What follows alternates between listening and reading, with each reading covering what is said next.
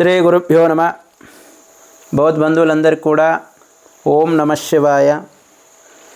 ఓం గం గణపతే నమః. శుక్లాంబరధరం విష్ణుం శశివర్ణం చతుర్భుజం ప్రసన్నవదనం జాయే సర్వవిఘ్నోపశాంతయే. అగజానన పద్మార్కం గజాననమార్నిశం అనేకదంతం భక్తానాం ఏకదంతముపాస్మయే. లంబోదరం విశాలాక్షం వందేహం గణనాయకం. మరి వినాయక చవితి ప్రారంభము 27 బుధవారం రోజున భారతపద మాస శుద్ధ చవితి రోజు వినాయక నవరాత్రి ప్రారంభమవుతుంది. ఈ వినాయక నవరాత్రుల్లో మరి మన భారతీయ సనాతన ధర్మం నుంచి వస్తున్నటువంటి సాంప్రదాయం, ఈ యొక్క సాంప్రదాయాన్ని మరి వినాయక నవరాత్రులు ఏ విధంగా చేయాలి, వినాయకుణ్ణి మనం ఏ విధంగా చేస్తే ఆ వినాయకుడు మన విఘ్నాలు తొలగిస్తాడు, మన దారిద్ర్యాన్ని తొలగిస్తాడు, మనకు సకల శుభాలు జరుగుతాయి. ఏ విధంగా అంటే వినాయకుణ్ణి ప్రకృతితో కూడినటువంటి వినాయకుడు, మట్టి వినాయకుడిని చెయ్యండి అనగా చూడండి. మట్టి వినాయకుడు, ఈ వినాయకుడు ఏ విధంగా అంటే అన్నిటికీ నాయకుడు వినాయకుడు, అన్నిటికీ అధిపతి గణపతి, అన్నిట్లో పూజ్యుడు గణపతి, ముల్లోకాలకు శ్రేష్ఠుడు గణపతి, సర్వ విధాలకు అధిపతి గణపతి, సమస్తానికి అధిపతి గణపతి. మరి ఇంతటి గణపతిని మనం ఏ విధంగా చేస్తున్నాము అంటే పంచభూతాలతో కూడినది పృథ్వీతత్వం. లమనగా పృథ్వీతత్వం. పృథ్వీతత్వములో ఉన్నటువంటి ఒక తత్వం ఏంటంటే మట్టి. మట్టితో ఉన్నటువంటి వినాయకుణ్ణి ఎవరైతే పూజిస్తారో ఆయన సంతోషిస్తాడు, ఆయనకు అన్ని విధాలుగా శుభాలు జరిగిస్తాడు. ఎందుకు అంటే నాటి యుగాంతరము కూడా మట్టి వినాయకుణ్ణి చేసి వెంకయ్య పండుగ అనేవారు.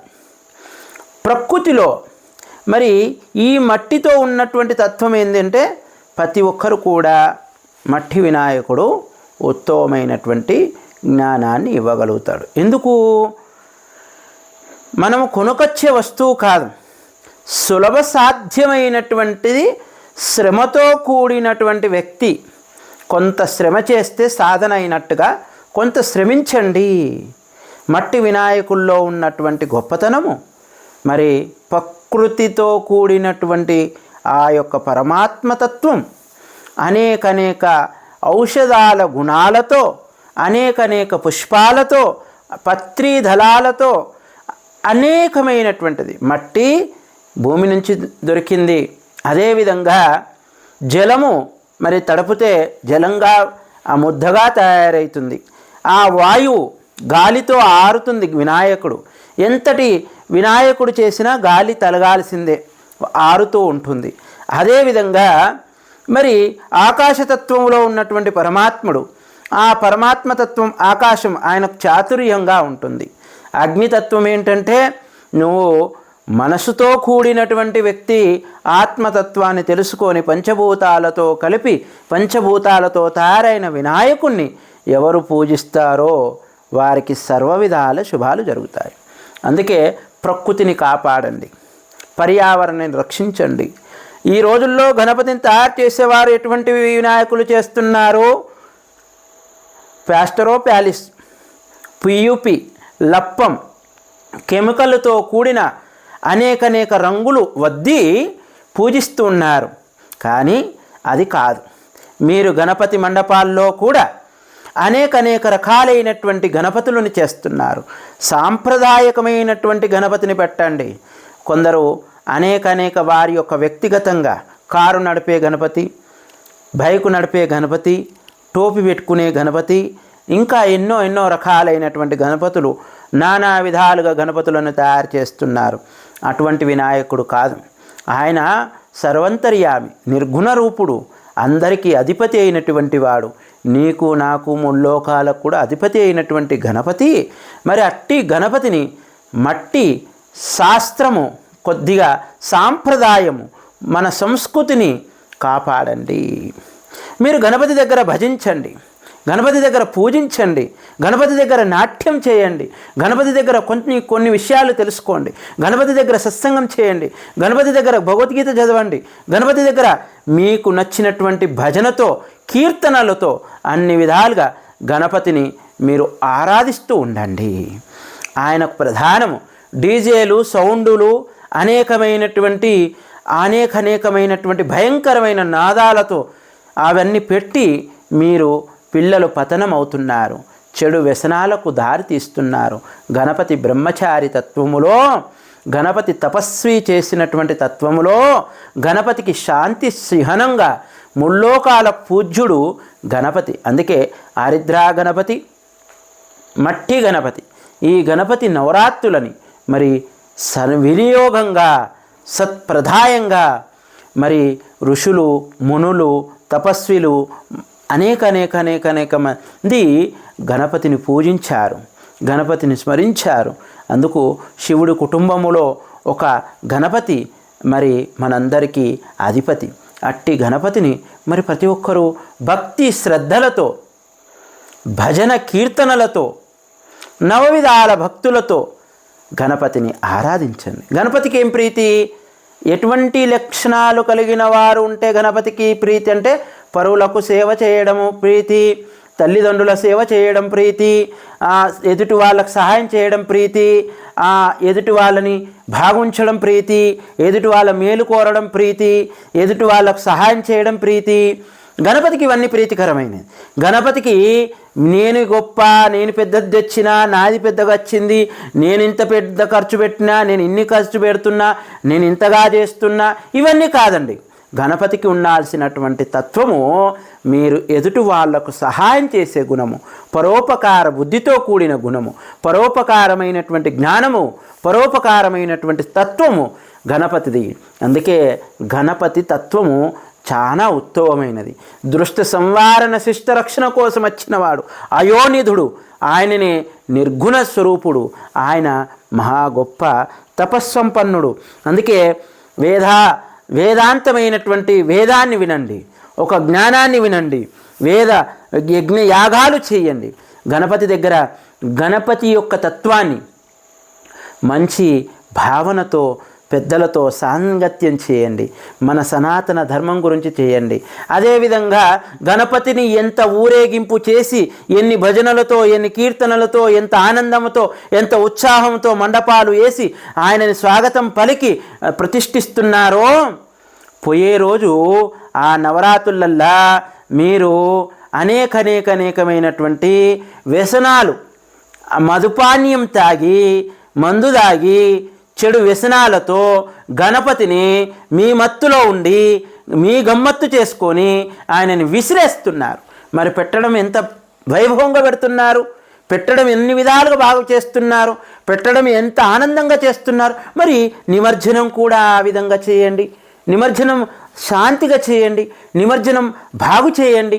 నిమజ్జనాన్ని ఎంతటి ప్రధానంగా చేయాలి, సమయాన్ని బట్టి ప్రధానంగా చేయండి. ఆగమాగం చేసి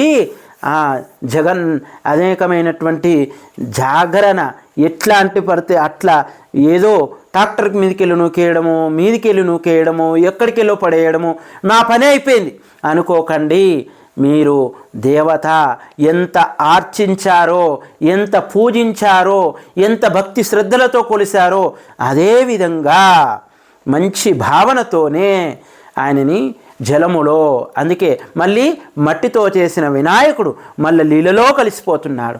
లీలలో కలుస్తున్నటువంటి జలము పృథ్వీతత్వం. అందుకే జలము కూడా జీవులకు, ప్రాణులకు, సమస్త ప్రాణాలకు, అన్ని జీవకోటిలకు కూడా ఆధారము. కాబట్టి గణపతి మళ్ళీ నీళ్ళలో నిమజ్జమైపోతుంటాడు, గంగమ్మ ఒడికిపోతుంటాడు.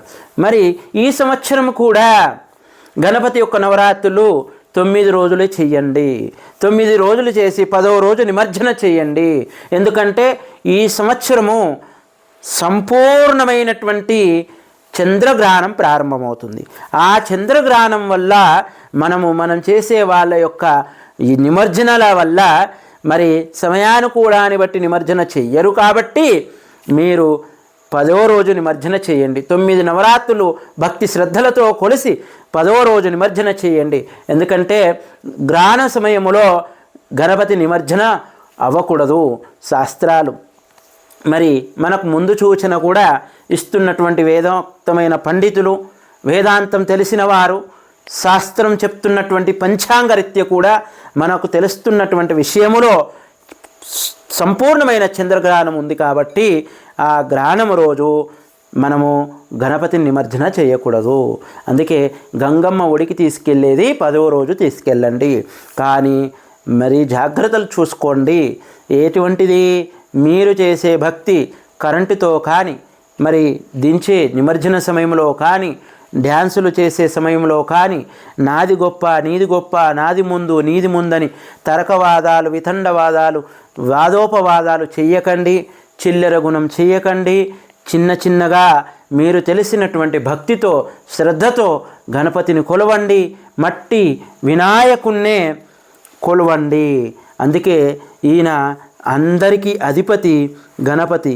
ముల్లోకాలకు 14 లోకాలకు, అతల వితల లోకాలకు, అనేకమైనటువంటి భూలోకములో పుణ్యమైనటువంటి తత్వములో మనకు ఈ గణపతి యొక్క నవరాత్రులు మనమందరం కలిసి చెయ్యండి, కొలవండి. ఈయన యొక్క గణపతిని కూడా మరి ఓం గం గణపతే నమః అనే నామాన్ని మీరందరూ కూడా స్మరించండి. గౌరీ గణపతి, అదే ఆరిద్ర గణపతి. మరి గణపతి యొక్క నామం చేయండి, ధ్యానం చేయండి, సత్సంగం చేయండి, భజన చేయండి, శ్రవణం మంచిగా వినండి, మంచి మాటలు తెలుసుకోండి.